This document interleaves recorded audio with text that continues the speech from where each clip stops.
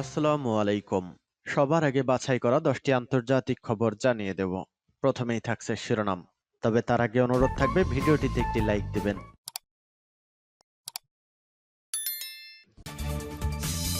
সংবাদের শুরুতেই জানিয়ে দিব সংবাদ শিরোনাম। ইরানের সর্বোচ্চ নেতার বিরুদ্ধে কঠোর হুঁশিয়ারি যুক্তরাষ্ট্রের। এরপর জানিয়ে দিব ট্রাম্পের বিরুদ্ধে ইউরোপীয়দের একজোট হয়ে হুঁশিয়ারি। তারপর জানিয়ে দিব মার্কিন সামরিক হামলা, ভেনেজুয়েলার সীমান্তে কলম্বিয়ার প্রায় ৩০,০০০ সেনা মোতায়েন। আরও জানিয়ে দিব ইয়েমেনে সৌদি নেতৃত্বাধীন জোটের বিমান হামলা।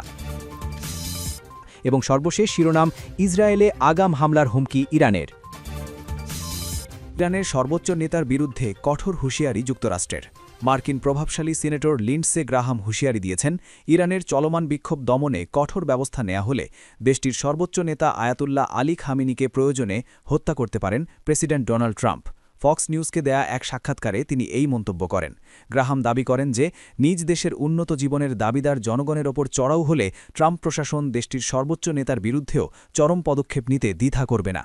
এদিকে ভেনেজুয়েলার পর যুক্তরাষ্ট্রের পরবর্তী লক্ষ্য হতে পারে ইরান, এমন আশঙ্কার কথা জানিয়েছেন খ্যাতনামা মার্কিন অর্থনীতিবিদ অধ্যাপক জেফ্রি ডি স্যাক্স। তিনি বলেছেন, তেহরানকে ঘিরে মার্কিন প্রেসিডেন্ট ডোনাল্ড ট্রাম্প অতিমাত্রায় আগ্রহী এবং এই পরিস্থিতি বিশ্বকে বড় সংঘাতের দিকে ঠেলে দিতে পারে। জাতিসংঘ নিরাপত্তা পরিষদে ভেনেজুয়েলা বিষয়ে সাক্ষ্য দেওয়ার পর ইন্ডিয়া টুডে গ্লোবালকে দেওয়া এক সাক্ষাৎকারে জেফ্রি স্যাক্স যুক্তরাষ্ট্রের পররাষ্ট্রনীতির কঠোর সমালোচনা করেন। তিনি বলেন, তারা বলে রুলস বেসড অর্ডার, কিন্তু আসলে এটা বাস্তব নয়। তার ভাষায়, যুক্তরাষ্ট্র এখন একটি রোগ স্টেট, যেখানে সাংবিধানিক কাঠামোর বাইরে সামরিক শক্তি পরিচালিত হচ্ছে। স্যাক্স দাবি করেন, ডোনাল্ড ট্রাম্প প্রায় ৮ বছর আগেই ল্যাটিন আমেরিকার নেতাদের জিজ্ঞেস করেছিলেন, আমি সরাসরি ভেনেজুয়েলায় হামলা চালাই না কেন। এটা থেকে বোঝা যায় এই ধরনের সামরিক পরিকল্পনা অনেক আগে থেকেই চলছিল। খ্যাতনামা এই অর্থনীতিবিদ সবচেয়ে উদ্বেগজনক মন্তব্য করেন ইরান প্রসঙ্গে। জেফ্রি স্যাক্স বলেন, ইরানের বিরুদ্ধে সামরিক অভিযান হলে পরিস্থিতি ভেনেজুয়েলার চেয়েও ভয়াবহ হবে। তার মতে, ইরান আধুনিক হাইপারসনিক ক্ষেপণাস্ত্রের মালিক এবং দেশটি এমন এক অঞ্চলে অবস্থিত যেখানে বড় শক্তিগুলোর সরাসরি স্বার্থ জড়িত, ফলে সেখানে যুদ্ধ শুরু হলে তা সহজেই বৈশ্বিক সংঘাতে রূপ নিতে পারে। তিনি জানান, নতুন বছরের সময় ইসরায়েলের প্রধানমন্ত্রী বেনিয়ামিন নেতানিয়াহু ট্রাম্পের সঙ্গে মারা লাগোতে বৈঠক করেন। সেই বৈঠক থেকে ইরান পরবর্তী লক্ষ্য এমন বার্তা দেয়া হয়েছে বলে তার দাবি। এদিকে ইরানের প্রেসিডেন্ট মাসুদ পেজেশকিয়ান বুধবার নিরাপত্তা বাহিনীকে অর্থনৈতিক বিক্ষোভ দমনে কঠোর ব্যবস্থা না নিতে নির্দেশ দিয়েছেন। তিনি শান্তিপূর্ণ বিক্ষোভকারীদের সঙ্গে সশস্ত্র দাঙ্গাকারীদের পার্থক্য করার কথা বলেন। প্যারিস থেকে এএফপি এ খবর জানায়, বুধবার পেজেশকিয়ানের নিরাপত্তা বাহিনীকে সংযম দেখানোর নির্দেশ দেওয়া থেকে বোঝা যায় সংকট পরিস্থিতি নিয়ন্ত্রণের বাইরে চলে যাওয়ার আশঙ্কা করছে সরকার। ট্রাম্পের বিরুদ্ধে ইউরোপীয়দের একজোট হয়ে হুঁশিয়ারি। গ্রিনল্যান্ড দখলের হুমকি দিলে একজোট হয়ে পদক্ষেপের হুঁশিয়ারি দিয়েছে ইউরোপীয়রা। ফ্রান্স ও জার্মানি সহ ইউরোপীয় নেতারা জানিয়েছেন, সম্ভাব্য পরিস্থিতি মোকাবেলায় একটি সমন্বিত পরিকল্পনা নিয়ে তারা কাজ করছেন। বুধবার ৭ জানুয়ারি আল জাজিরার এক প্রতিবেদনে এ তথ্য জানানো হয়েছে।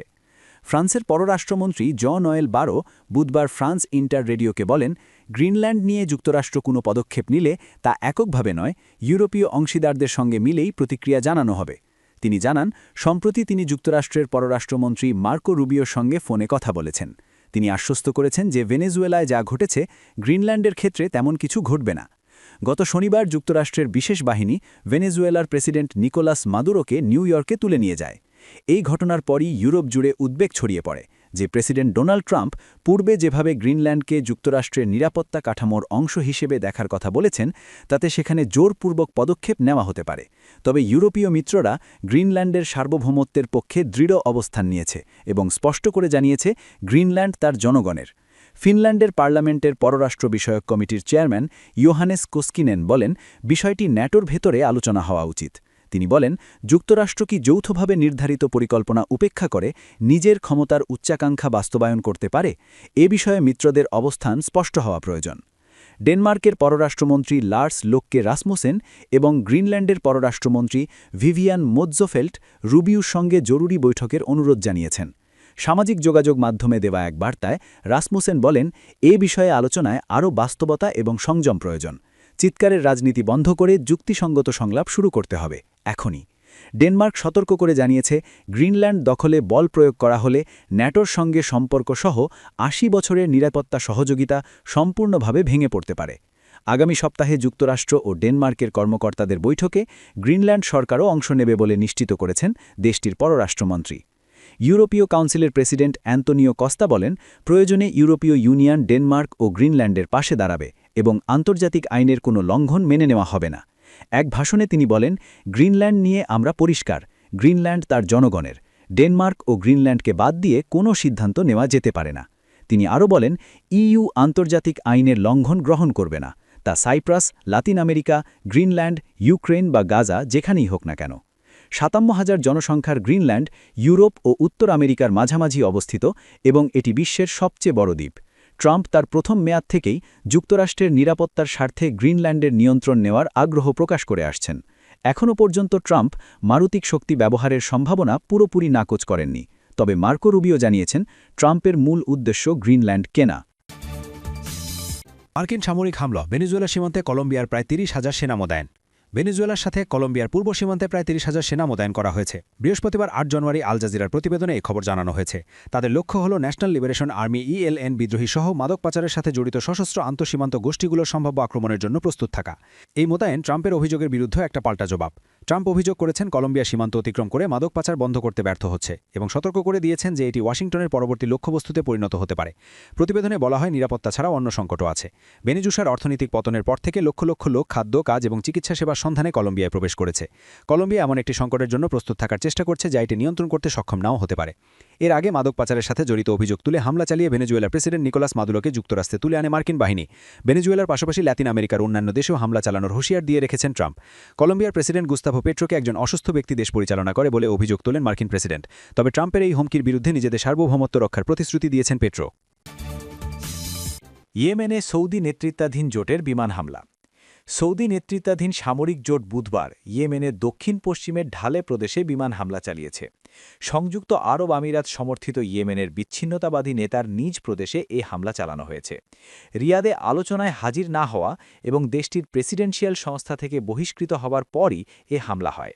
সৌদি নেতৃত্বাধীন জোটের বরাত দিয়ে আদেন থেকে এএফপি জানায়, গত মাসে আইদারোস আল জুবিদির সাদার্ন ট্রানজিশনাল কাউন্সিল বা এসটিসি বিস্তীর্ণ এলাকা দখল করার পর আলোচনার জন্য রিয়াদে আসতে ৪৮ ঘণ্টার আল্টিমেটাম দেওয়া হয়েছিল, কিন্তু তিনি তার প্রতিনিধি দল বহনকারী বিমানে ওঠেননি।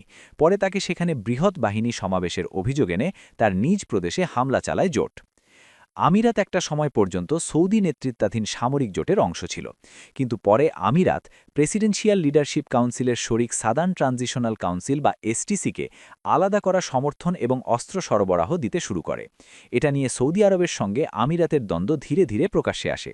বিশেষ করে এসটিসি গত মাসে সৌদি সীমান্তবর্তী হাজরামাউত এবং তার পার্শ্ববর্তী মাহারা প্রদেশের কিছু এলাকার নিয়ন্ত্রণ নেওয়ার পর তাদের মধ্যে দ্বন্দ্ব তীব্র আকার ধারণ করে। অবশ্য পরে সৌদি নেতৃত্বাধীন জোট এবং ইয়েমেনের মিত্রবাহিনী ঠেকিয়ে দেয় এসটিসির অগ্রযাত্রা। উল্লেখ্য, ২০১৪ সাল থেকে গৃহযুদ্ধে জর্জরিত ইয়েমেনে হুতি বিদ্রোহীরা রাজধানী সানাসহ উত্তরাঞ্চলের বিস্তীর্ণ এলাকা দখল করলে ২০১৫ সালে সৌদি নেতৃত্বাধীন জোট সামরিক হস্তক্ষেপ শুরু করে। ২০১৭ সালে সংযুক্ত আরব আমিরাতের পৃষ্ঠপোষকতায় গঠিত দক্ষিণ ট্রানজিশনাল কাউন্সিল বা এসটিসি দক্ষিণ ইয়েমেনের স্বায়ত্তশাসন এবং স্বাধীনতার দাবি চালিয়ে আসছে। ইসরায়েলে আগাম হামলার হুমকি ইরানের। ইসরায়েল সহ শত্রুদের বিরুদ্ধে আগাম হামলা চালানোর হুঁশিয়ারি দিয়েছে ইরান। স্থানীয় সময় মঙ্গলবার ৬ জানুয়ারি এক বিবৃতিতে এ সতর্কবার্তা দেয় ইরানিয়ান ডিফেন্স কাউন্সিল। গত বছর ইসরায়েলের সঙ্গে ১২ দিনের যুদ্ধের পর প্রতিরক্ষামূলক কৌশল নির্ধারণে এই কাউন্সিল গঠন করা হয়। বিবৃতিতে বলা হয়, ইরানের অভ্যন্তরীণ বিষয়ে হস্তক্ষেপ বা দেশটিতে অস্থিরতা তৈরির চেষ্টা হলে কঠোর জবাব দেয়া হবে।